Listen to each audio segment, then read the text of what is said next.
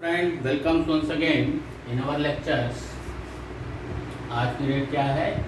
ठीक है,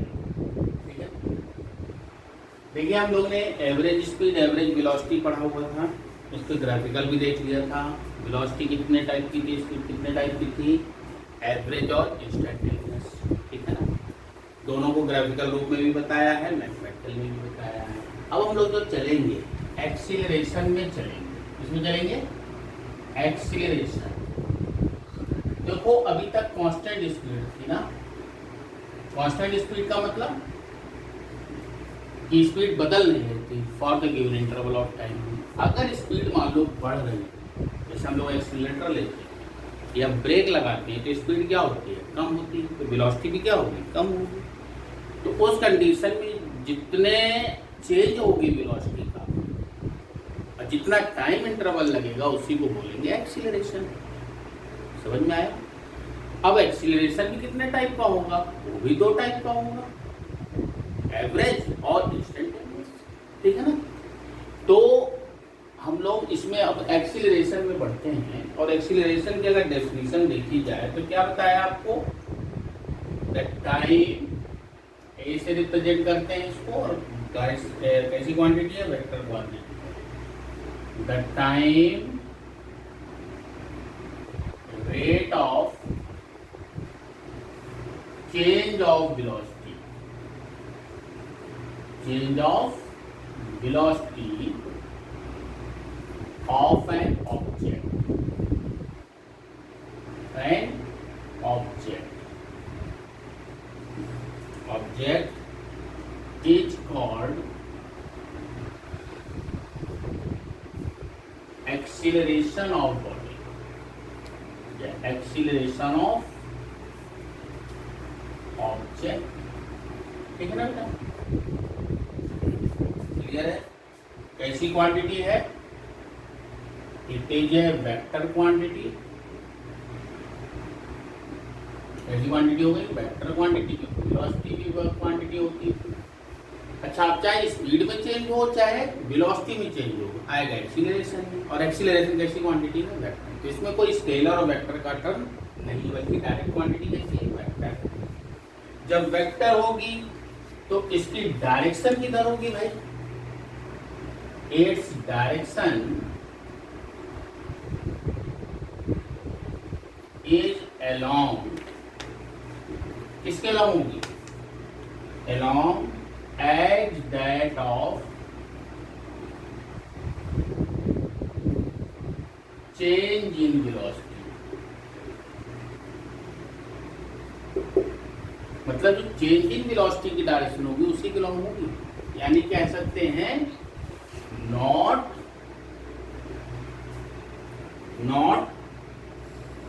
of the velocity, velocity के लॉन्ग नहीं, बल्कि जिस डायरेक्शन में चेंज इन वेलोसिटी होगी। भाई वेलोसिटी क्या होती है? वेक्टर क्वांटिटी, तो वेलोसिटी की कोई डायरेक्शन होगी, तो वेलोसिटी की डायरेक्शन के लॉन्ग नहीं होगी, बल्कि किधर होगी? जिस डायरेक्शन में चेंज इन वेलोसिटी की डायरेक्शन होगी। क्योंकि वेक्टर्स निकालेंगे हम लोग, जब वेलोसिटी में वेलोसिटी को घटाएंगे तो क्या आएगा? वेक्टर क्वांटिटी आएगी। जब वेक्टर क्वांटिटी आएगी तो उस कंडीशन में हम लोग को क्या होगा? चेंज इन वेलोसिटी की जो डायरेक्शन होगी उसके लॉन्ग होगी। ठीक है ना। दूसरा, इसकी अगर डायमेंशन देखें तो कितने टाइप का हो जाएगा डायमेंशन? अब अगर डेफिनेशन से देखा जाए तो A equal to change in velocity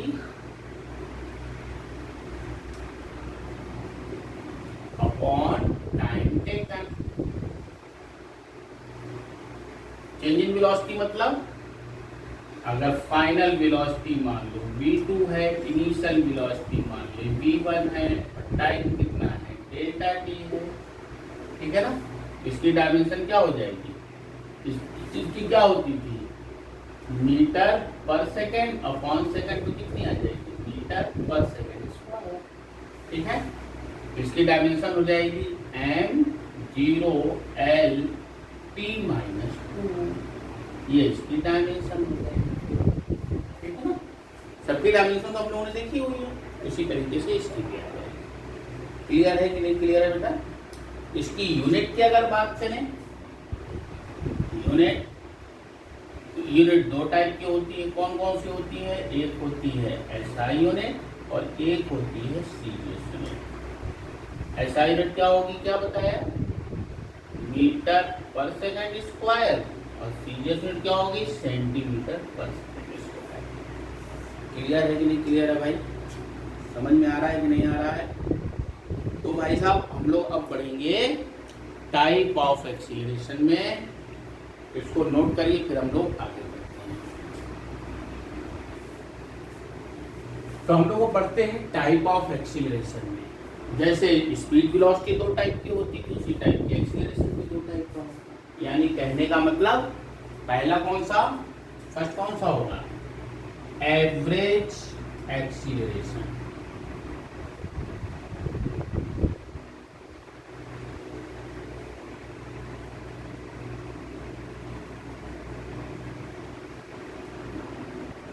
यानी कि ए के आगे क्या लगा देंगे, ठीक है ना? अब भाई साहब इसको कैसे डिफाइन करेंगे? एवरेज मतलब क्या हुआ, कैसे डिफाइन किया जाएगा? It is the ratio of, it is the ratio of total change in velocity, ratio of total change in velocity to the total time taken।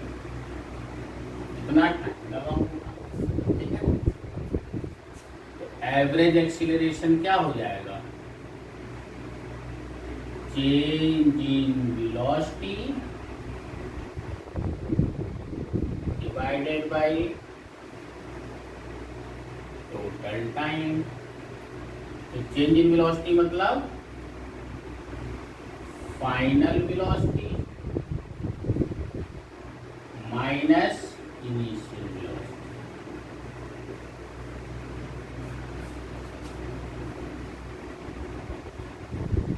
Upon time interval, ठीक है ना? या टोटल टाइम टेकन जो भी लगा होगा।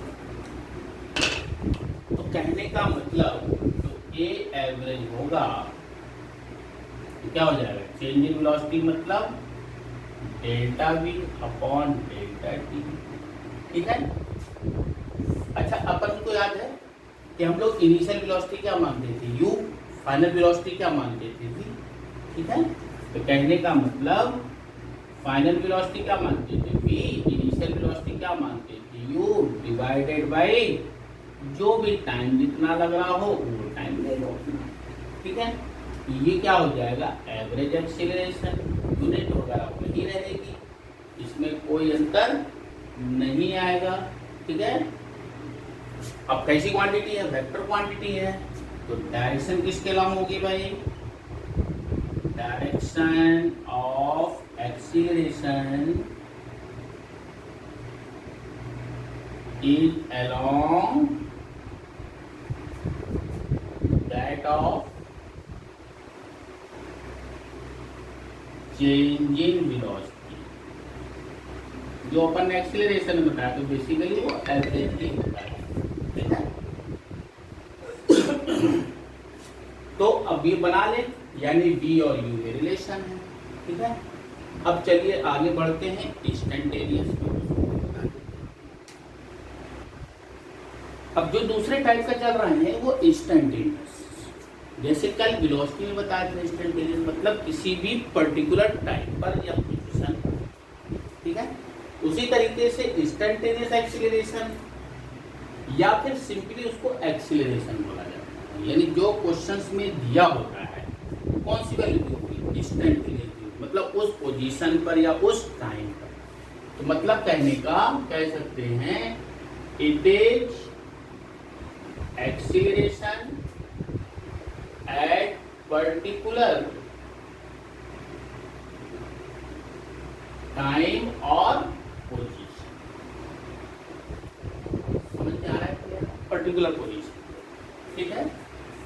तो अब इसमें भी एवरेज डिफरेंस वाली बात होगी, वही चीज जैसे उसमें निकाला था वही चीज इसमें भी है, ठीक है। एक गिवन टाइम का। अब जैसे हम लोगों ने देखा एवरेज वाली चीज, ग्राफ बनाए हम लोग, जैसे उसमें बनाया था, इसमें क्या ले लिया टी, इसमें यहाँ पे क्या लिया वी, ठीक है ना, क्लियर है। अब यहाँ से यहाँ मान लो पार्टिकल जा रहा था, कोई भी अपन ने दो पोजीशन ले ली, मान लो ये पोजीशन है, ये ले ली, ये ले ली। यहाँ पर वेलोसिटी मान ले कि v1 है, यहाँ पर वेलोसिटी मान ली v2 है। तो अब इसमें अगर हम लोग परपेंडिकुलर ड्रॉप करेंगे तो ये क्या आएगा डेल्टा v, यानी कि v2 माइनस v1, वही चीज। और इधर क्या आएगा डेल्टा t, यानी कि t2 minus t1, t2 time t1 time हो गया, ये t2 टाइम हो गया, ठीक है। तो कहने का मतलब अब इसमें अगर हम लोग एक चीज देखा जाए तो इसमें अगर स्ट्रेट लाइन खींचे, वही चीज यहाँ से यहाँ मिला दें, ठीक है। तो अगर देखा जाए तो एवरेज एक्सीलरेशन क्या होगा भाई, कैसे एवरेज एक्सीलरेशन डिफाइन करेंगे, ग्राफिकल बता रहे थे ना अपन को। तो average acceleration is given by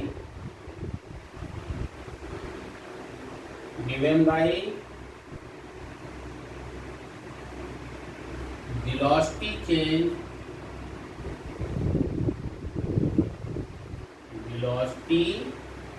change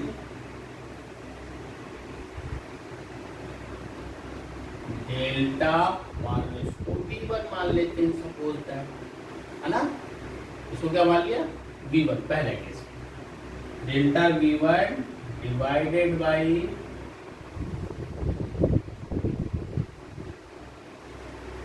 time interval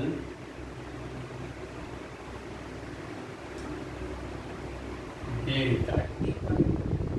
तो a1 कितना आ जाएगा भाई delta v1 upon delta t1, average आ जाएगा कि नहीं आ जाएगा, सिंपली सी बात है, ठीक है। अब इसी में अगर डेल्टा t को छोटा करते तो डेल्टा v भी छोटा हो जाएगा, यानी कहने का मतलब अगर अब इसी ग्राफ में तो बहुत तो पास पोजीशन ले लिया, इसमें एक ही ले लिया, एक ही ले लिया, बहुत छोटा कर लिया। तो अब इसमें भी डेल्टा मान लो ये कितना है डेल्टा v2, और ये मान लिया डेल्टा t2। इस केस में क्या हो जाएगा, इस केस में जो a2 होगा वो कितना हो जाएगा delta v2 upon delta t2, ठीक है, बहुत ही छोटा हो गया। अब इतना छोटा ले लो तो बिल्कुल चेंज एक पॉइंट मिल जाएगा, जैसे मान लो वही चीज है डिवाइडेड बाई यहाँ पे a2 आ गया।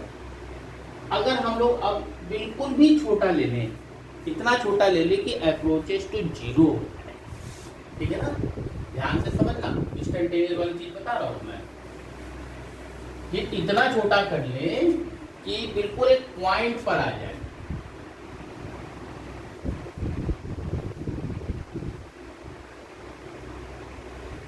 मान लो यहाँ पे ले लिया, बहुत ही छोटा ले लिया।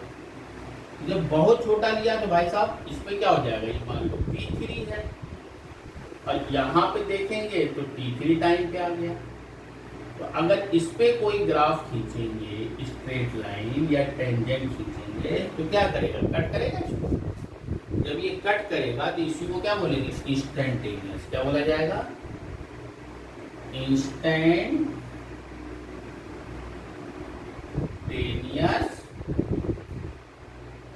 एक्सीलरेशन। अभी जो हम लोगों ने डिफरेंशिएशन पढ़ा इसलिए ग्राफिकल जाना पड़ रहा है ना। T3 पे कितना आ जाएगा भाई, इसी को बताया था ना, delta V3 upon delta T3। अब इसी में अगर हम लोग लिमिट वाली चीज लगा दें, limit delta t equal to 0 approaches, इसी को क्या लिख रहे थे हम लोग, dv बाई dt, यानी कि डेरिवेटिव किस पॉइंट पे, एट द टाइम t3 पर। तो कह सकते हैं रिप्रेजेंटेड बाई, किसे रिप्रेजेंट हो रहा है, represented by